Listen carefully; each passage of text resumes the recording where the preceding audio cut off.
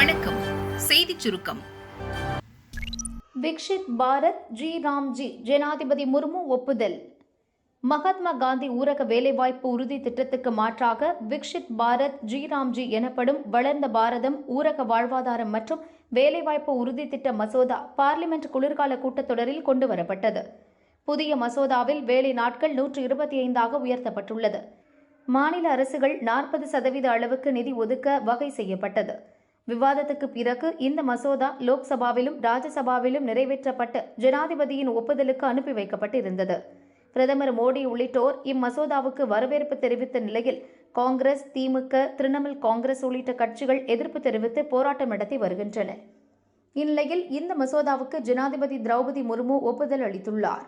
இதன் மூலம் இந்த மசோதா சட்டமாகியுள்ளது. விவசாயிகள் பிரச்சினைகளை தீர்க்க காங்கிரஸ் எதுவும் செய்யவில்லை. பாஜக வந்த பின்தான் நிலைமை மாறியது. அசாம் மாநிலம் திப்ருகர் மாவட்டத்தில் 10,601 கோடி மதிப்பிலான உர தொழிற்சாலைக்கு பிரதமர் மோடி அடிக்கல் நாட்டினார். 2030 இந்த ஆலை பயன்பாட்டிற்கு வரும்போது ஆண்டுக்கு 12,07,000 டன் யூரியா தயாரிக்கும் உற்பத்தி திறனை கொண்டிருக்கும். இந்நிகழ்ச்சியில் பிரதமர் மோடி உரையாற்றும் போது அசாம் மாநிலத்தை வளர்ச்சியடைந்ததாக மாற்றவே எங்கள் நோக்கம் என கூறினார். உர தொழிற்சாலை உள்ளூர் விவசாயிகளுக்கு உதவியாக இருக்கும். அசாம் இளைஞர்கள் ஆயிரக்கணக்கானோருக்கு வேலைவாய்ப்பு உருவாக்கும். உர தொழிற்சாலையை நவீனமயமாக்கவும் விவசாயிகளின் பிரச்சினைக்கு தீர்வு காணவும் முந்தைய காங்கிரஸ் அரசு எதுவும் செய்யவில்லை. விவசாயிகளின் பிரச்சினையை அவர்கள் புறக்கணித்தார்கள். ஓட்டு வங்கியை காப்பாற்ற ஊடுருவல்காரர்களை பாதுகாத்தார்கள். பாஜக ஆட்சிக்கு வந்த பின்தான் விவசாயிகளுக்கான நலத்திட்டங்கள் தொடங்கியது. காங்கிரசுக்கு மக்களின் நலன் பற்றி கவலை இல்லை. அதிகாரத்தில் மட்டுமே அவர்கள் ஆர்வம் காட்டுவார்கள். காங்கிரஸ் செய்த தவறுகளை சரி செய்ய பாஜக இன்னும் நிறைய வேலைகள் செய்ய வேண்டியிருக்கிறது என்று பிரதமர் மோடி கூறினார். திமுக வெற்று தம்பட்டம், நாகேந்திரன் விமர்சனம். தமிழக பாஜக தலைவர் நயினார் நாகேந்திரன் வெளியிட்டுள்ள அறிக்கை. நெல்லை சீமைக்கு வருகை தந்து பல்வேறு திட்டங்களை துவக்கி வைத்துள்ளதாக பெருமை பேசும் முதல்வர் ஸ்டாலினுக்கு கடந்த அக்டோபர் மாதம் தென்காசி மாவட்டம் கூடலூர் அரசு பள்ளிக்கு புதிய கட்டடங்களை துவக்கி வைத்தது ஞாபகம் இருக்கிறதா? தாங்கள் துவக்கி வைத்த அந்த கட்டடங்களில் தடுப்பு சுவர் தொடங்கி கழிவறை வரை அடிப்படை வசதிகள் எதுவுமே இல்லாததாலும் வேறு வகுப்பறைகள் இல்லாததாலும் மரத்தடி நிழலில் மாணவர்கள் பயிலும் கொடூரம் நேர்ந்துள்ளது. தேர்தல் நேரம் கழுத்தை நெரிக்கும் வேளையில் கணக்கு காட்டவும், காணுமிடமெல்லாம் விளம்பரம் வைக்கவும், கடைசி நேரத்தில் கமிஷன் கல்லா கட்டவும், கஜானாவை வழித்தெடுக்க மட்டுமே திமுக ஆட்சியில் திட்டங்கள் தொடங்கி வைக்கப்படுகின்றன என்பதற்கு இந்த சம்பவமே சாட்சி. பொருணையை போற்றுகிறேன் என்னும் போர்வையில் போட்டோஷூட்டில் மட்டுமே ஆர்வம் காட்டி அரைகுறையாக 4 திட்டங்களை துவக்கி வைத்து சமூக வலைதளத்தில் பதிவிட்டு வெற்று தம்பட்டம் அடிக்கும் தங்கள் அரசு தமது விளம்பர மோகத்தாலேயே வீழும் நாள் நெடுந்தூரமில்லை என நயினார் நாகேந்திரன் தெரிவித்துள்ளார். நாங்கள் 6 அறிவு மனிதர்கள். அண்ணாமலை வெஸ் அருண்ராஜ். திருப்பரங்குன்றம் விவகாரத்தில் விஜய் எந்த கருத்தும் தெரிவிக்காதது குறித்து அண்ணாமலை விமர்சித்தார்.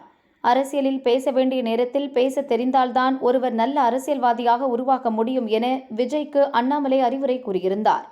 இதற்கு பதிலளித்த தாவேக கொள்கை பரப்பு பொதுச் செயலாளர் அருண்ராஜ், அண்ணாமலை கம்மனி இருந்திருந்தால் அவர் இன்று இருக்க வேண்டிய இடத்தில் இருந்திருப்பார் என்றார். அதற்கு அண்ணாமலை காரசாரமாக பதிலடி கொடுத்தார். நியாயமான நடுநிலையான ஒரு கருத்தை பேசணும், கம்மன் இருக்கக்கூடாதுன்னு சொல்லுவாங்க. இன்றைக்கு அவர்களுடைய மூத்த நிர்வாகி அருண்ராஜ் ஒரு கருத்தை சொல்லியிருக்காரு. திரு அண்ணாமலை அவர்கள் கம்மன் இருந்திருந்தா எங்க இருக்கணுமோ அங்க இருந்திருப்பாரு அப்படின்னு ஒரு எதிர்ப்பு. ஆனா இந்த அண்ணாமலைங்கிற நாயினுடைய வாழை நிமிர்த்த முடியாது. நான் இந்த வாள் அப்படித்தான் இருக்கும். ஏன்னா அது உண்மையை பேசுற நாய். இந்த நாய் உண்மையை பேசுற நாய். இது ஜால்ரா அடிக்கிற நாய் கிடையாது. இன்னைக்கு ஒரு கட்சியில சேர்ந்ததுக்காக ஒரு சினிமா நடிகருக்கு ஜால்ரா அடிக்கிற நாய் இல்லை. இந்த நாயோடைய வாள் கொஞ்சம் வளைஞ்சுதான் இருக்கும். இந்த நாய் அப்படித்தான் பேசும். அதை இந்த நாய் ரொம்ப பெருமையா பேசும். அதுக்காக என்ன வந்தாலும் இந்த நாய் அதை ஏற்றுக்கணும். அப்படித்தான். ஏன்னா இது நன்றியுள்ள விசுவாசமான நாய் மோடிக்காக, நாட்டு மக்களுக்காக. அதனால் மற்ற சினிமா நடிகர்களுக்காக ஜால்ரா அடிக்கிறதுக்காக நான் அரசு பதவியை ரிசைன் பண்ணிட்டு இங்கே வரல. நான் ஒரு உன்னதமான ஒரு கோட்பாட்டுக்காக வந்திருக்கேன். இப்படித்தான் அந்த வால் கொஞ்சம் நெளிஞ்சு வளைஞ்சு தான் இருக்கும். வருகின்ற காலத்திலையும் பல பிரச்சனைகளை நான் சந்திக்கத்தான் போகிறேன். ஆனால் மக்களுக்காகத்தான் நான் சந்திக்கிறேன். அதை பெருமையாகத்தான் எடுத்துக்கிறேன். ஒரு ஜால்ரா அடித்து தான் ஒரு பதவியில் இருக்க வேண்டும் என்றால் அந்த பதவி எனக்கு தேவையில்லை. அந்த பதவி என் மயிருக்கு சமம். அண்ணாமலையின் கடுமையான விமர்சனம் பற்றி அருண்ராஜிடம் கேட்டதற்கு, அண்ணாமலை வேண்டுமானால் நாயாக இருக்கலாம், நாங்கள் 6 அறிவு இருக்கும் மனிதர்கள் என சொன்னார். எனக்கு அவரை பற்றி தெரியாது. ஆனால் நாங்கள் யாரும் நாய்கள் கிடையாதுங்க. குறிப்பாக குறைக்கிற நாய் கிடையாது. நாங்கள் 6 அறிவு உள்ள ஒரு மனிதர்கள் மற்றும் தந்தை பெரியார் அவர்கள் கூறியபடி பகுத்தறிவு உள்ள உண்மையான தொண்டர்கள். இது தரம் தாழ்ந்து விமர்சனம் பண்ணால் கண்டிப்பாக மீடியா வெளிச்செல்லாம் வரும். பட் ஆனால் தமிழக வெற்றி கழகத்தின் தலைவர் சொல்கிற மாதிரி நாங்கள் டீசென்ட் பாலிடிக்ஸ் பண்ணுறதுக்கு தான் நாங்கள் இருக்கோம். இப்போ அவர் நண்பர் சொன்னார், ஒரு நடிகருக்காக அரசியல் வேலையை விட்டுட்டு வந்தேன்னு சொன்னார். அண்ணன் விஜய் அவர்கள் இப்போ நடிகர் கிடையாது, நல்லா அதை புரிஞ்சுக்கணும். அவர் முன்னாள் நடிகர். இப்போ நடிப்பை முழுவதுமாக விட்டு அரசியலுக்கு வந்திருக்கிறார். மக்கள் சேவை செய்யணும் என்று வந்திருக்கிறார். இப்போ பார்த்தீங்கன்னா ஈரோட்டில் கிட்டத்தட்ட 1,00,000 பேர் வந்தாங்க. அவங்க ஒரு நடிகரை பார்க்கறதுக்காக வந்தாங்க. தமிழக வெற்றி கழகத்தின் இப்போ தமிழ்நாட்டோட ஒரு முதன்மை அரசியல் சக்தியாக இருக்கிற தமிழக வெற்றி கழகத்தின் தலைவரை பார்க்க வந்திருக்காங்க. உண்மையாக தமிழ்நாட்டுக்கு ஒரு மாற்றம் வேணும், ஒரு உண்மையான மாற்றம் வேண்டும் என்ற ஒரு சமூக அக்கறையுடன் வந்த உண்மையான தொண்டர்கள் அவர்கள். இந்த புரிதலோட நண்பர் பேசணும். இப்போ பார்த்தீங்கன்னா நான் ஏற்கனவே சொன்ன மாதிரி நடிப்பை விட்டு அரசியலுக்கு வந்திருக்கிறார். இங்கே அரசியலில் சில பேர் இன்னும் நடிச்சிட்டு இருக்காங்க, அது யாருன்னு நான் சொல்ல தேவையில்லை. ஒரு விஷயம், political Vijay is more powerful than actor Vijay. பாஜ என்ஆர் காங்கிரஸ் கூட்டணி தொடருமா? ரங்கசாமியுடன் நிதின் நவீன் சந்திப்பு, முதல்வர் மௌனம், நமச்சிவாயம் ஆவேசம். புதுச்சேரியில் என்ஆர் காங்கிரஸ் பாஜ கூட்டணி ஆட்சி நடைபெற்று வருகிறது. முதல்வராக ரங்கசாமி இருக்கிறார். பாஜவுடன் கூட்டணியில் இருந்தாலும் கூட மக்கள் நலத்திட்டங்களை செயல்படுத்துவது இல்லை, கவர்னரும் அதிகாரிகளும் ஒத்துழைப்பு அளிப்பதில்லை என முதல்வர் ரங்கசாமி வெளிப்படையாக அதிருப்தியை தெரிவித்திருக்கிறார். அதுபோன்ற சமயங்களில் பாஜ மேலிட தலைவர்கள் அவரை சமாதானம் செய்த சம்பவங்கள் நடந்துள்ளன. இப்படிப்பட்ட சூழலில் வரும் ஏப்ரல் மாதம் புதுச்சேரியில் சட்டசபை தேர்தல் நடக்கவுள்ள நிலையில் பாஜ தேசிய செயல் தலைவர் நிதின் நவீன், மத்திய அமைச்சர் மன்சுக் மாண்டவியா ஆகியோர் முதல்வர் ரங்கசாமி இல்லத்திற்கு இன்று காலை வந்தனர். ரங்கசாமியின் ஆன்மீக குரு அப்பா பைத்தியசாமி கோயிலில் நிதின் நவீன், மன்சுக் மாண்டவியா சாமி தரிசனம் செய்தனர். அவர்களுக்கு முதல்வர் ரங்கசாமி பிரசாதம் வழங்கினார். அதைத் தொடர்ந்து ரங்கசாமியுடன் நிதின் நவீன், மன்சுக் மாண்டவியா பேச்சு நடத்தினர். அப்போது புதுச்சேரி வளர்ச்சிப் பணிகள் குறித்தும் அரசியல் நிலவரம் குறித்தும் பேசினர். புதுச்சேரி சட்டசபை தேர்தலில் என்ஆர் காங்கிரஸ் பாஜ கூட்டணி அமைத்து போட்டியிடுவது தொடர்பாகவும் பேச்சுவார்த்தை நடத்தியுள்ளனர். சந்திப்பிற்கு பிறகு முதல்வர் ரங்கசாமி பேட்டியளித்தார். பாஜ என்ஆர் காங்கிரஸ் கூட்டணி தொடருமா? கடந்த முறையை விட என்ஆர் காங்கிரசுக்கு சீட் குறையும் என கூறப்படுகிறதே என கேட்டதற்கு அவர் பதிலளிக்காமல் சென்றுவிட்டார்.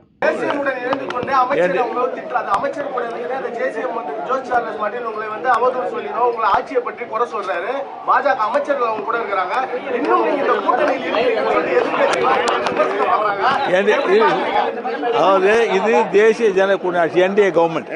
இந்த என்டிஏ அரசு மூலமா புதுச்சேரி மாநில மக்களுக்கு என்னென்ன திட்டங்களை கொண்டு சிறப்பான முறையில் செயல்படுத்த முடியுமோ அதனை இந்த அரசு செய்து கொண்டிருக்கும். சட்டமன்ற தேர்தலில் பாஜகவுடன் கூட்டணி இருக்கா சார்? நாங்கள் இல்ல தேசிய ஜனநாயக கூட்டணி ஆட்சி இப்பொழுது நடந்து கொண்டிருக்கிறது. நன்றி, வணக்கம்.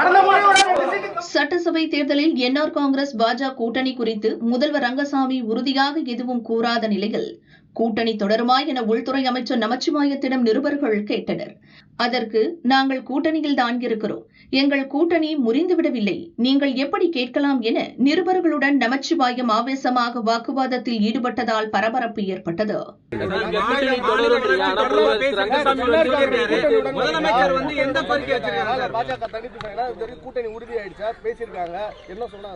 கூட்டணியில தானே இருக்கிறோம். எப்ப கூட்டணி முறிஞ்சது? இல்ல எப்ப கூட்டணி முறிஞ்சது முதல்ல சொல்லுங்க. இல்ல எப்ப கூட்டணி முறிஞ்சதா சொல்லுங்க. சரி, முதலமைச்சர் எப்பயாவது நான் கூட்டணி இல்லைன்னு சொல்லியிருக்காரா? இல்ல முதலமைச்சர் எப்பயாவது கூட்டணி இல்லைன்னு சொல்லியிருக்காரா? எங்களுக்கு தேசிய ஜனநாயக கூட்டணி தொடர்ந்து இருந்துகிட்டு தான் இருக்குது. அந்த ஆட்சி தான் அங்க நடந்துகிட்டு இருக்குது. என்னைக்கு முதலமைச்சர் இல்லைன்னு சொல்லியிருக்காரு? என்னைக்கு இல்லைன்னு சொல்லியிருக்காரு? இருக்கும்போது ஆமான்னு சொல்ல தேவையில்ல, இல்லைன்னு சொல்லணும். இல்ல நீங்க கூட்டணி தொடர்ந்து சொல்லணும். கூட்டணியில தான் இருந்துகிட்டு இருக்கிறோம். கூட்டணி அரசாங்கம் தான் நடந்துகிட்டு இருக்குது. தவேகவுடன் என்ஆர் காங்கிரஸ் கூட்டணி அமைக்க வேண்டும் என இரு கட்சிகளின் நிர்வாகிகளும் விஜய் ரசிகர்களும் வலியுறுத்தி வரும் நிலையில் பாஜ கூட்டணி தொடருமா என்ற கேள்விக்கு ரங்கசாமி பதிலளிக்காமல் சென்றது புதுச்சேரி அரசியலில் பரபரப்பை ஏற்படுத்தியுள்ளது. தீபம் ஏற்றுவது பாரம்பரிய உரிமை, ஒருபோதும் விட்டுத்தர மாட்டோம். திருப்பரங்குன்றத்தில் பெண்கள் போராட்டம்.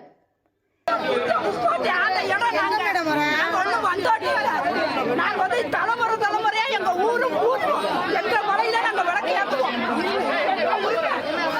அவமானமா இருக்கு. அவங்களும் நாங்க ஏத்துக்கணும்னு சொல்ல அவங்களும் ஏத்துக்கணும் நாங்களும் ஏத்துறோம்.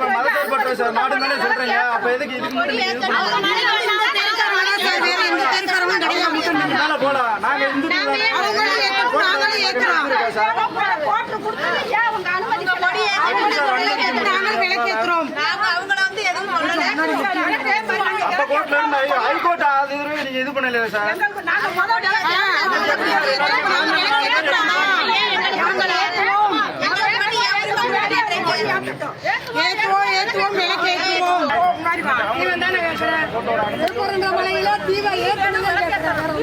அவங்க சாமி இது பண்றதுனால நாங்க எதுவுமே சொல்ல அவங்களும் ஏற்றணும் நாங்களும்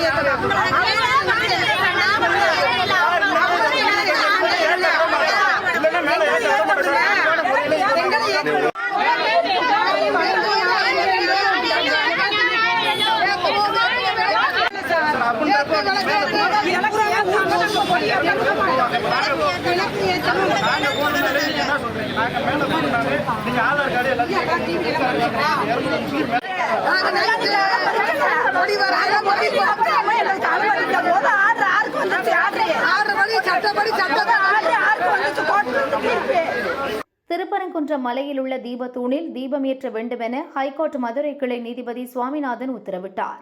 அதை எதிர்த்து தமிழக அரசு மேல்முறையீடு செய்துள்ளது. இந்த விவகாரத்தில் ஹைகோர்ட் தீர்ப்பு கூறாத நிலையில் தீபத்தூணில் தீபமேற்ற வேண்டுமென திருப்பரங்குன்றம் மக்கள் தொடர்ந்து குரல் கொடுத்து வருகின்றனர். திருப்பரங்குன்றம் மலையில் உள்ள சிக்கந்தர் பாதுஷா பள்ளிவாசலில் இன்று இரவு சந்தனக்கூடு திருவிழாவிற்கு கொடியேற்றம் நடக்கிறது. இதற்கான ஏற்பாடுகளை செய்ய இஸ்லாமியர்களுக்கு அரசு அனுமதி வழங்கியது. அது பற்றி திருப்பரங்குன்றத்தைச் சேர்ந்த பொதுமக்களும் இந்து அமைப்பினரும் நேற்று கேள்வி எழுப்பினர். இந்துக்களுக்கு ஒரு நீதி, இஸ்லாமியர்களுக்கு ஒரு நீதியா என கேட்டு போலீசாருடன் வாக்குவாதம் செய்து ஆர்ப்பாட்டத்தில் ஈடுபட்டனர். அவர்களை போலீசார் கைது செய்தனர். சட்டவிரோதமாக ஒன்று கூடி பொது அமைதிக்கு இடையூறு ஏற்படுத்தியதாக போலீசார் வழக்கு பதிவு செய்துள்ளனர்.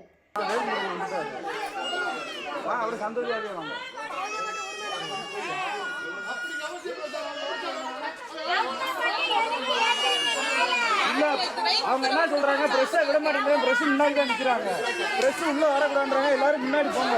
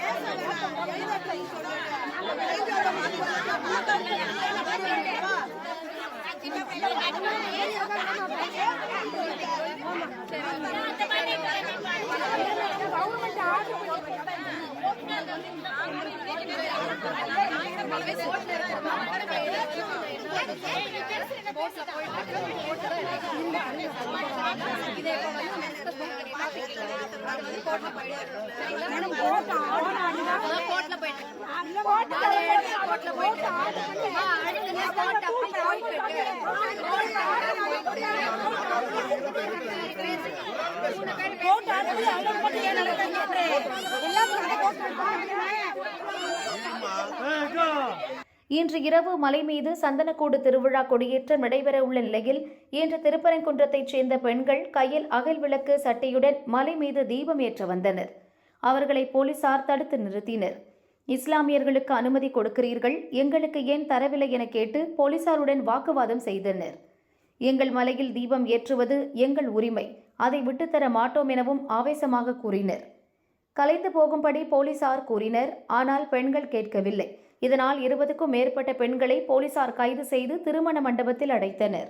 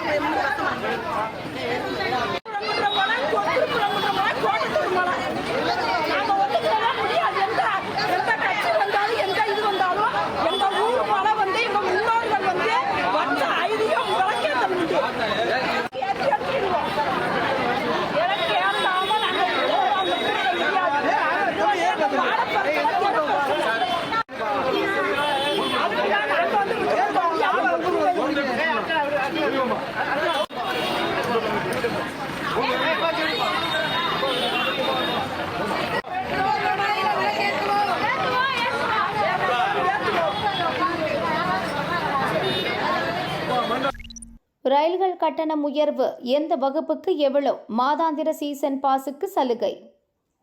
நாடு முழுவதும் ரயில் டிக்கெட் கட்டணம் வரும் 26ஆம் தேதி முதல் உயர்த்தப்பட உள்ளது. அதன் விவரம்: 215 கிலோமீட்டர் வரை சாதாரண வகுப்புக்கு கட்டண உயர்வு இல்லை. 215 கிலோமீட்டருக்கு மேல் சாதாரண வகுப்புக்கு 1 கிலோமீட்டருக்கு 1 பைசா உயர்த்தப்படும். 500 கிலோமீட்டர் பயணத்திற்கு ஏசி அல்லாத வகுப்புக்கு கூடுதலாக 10 ரூபாய் செலுத்த வேண்டும்.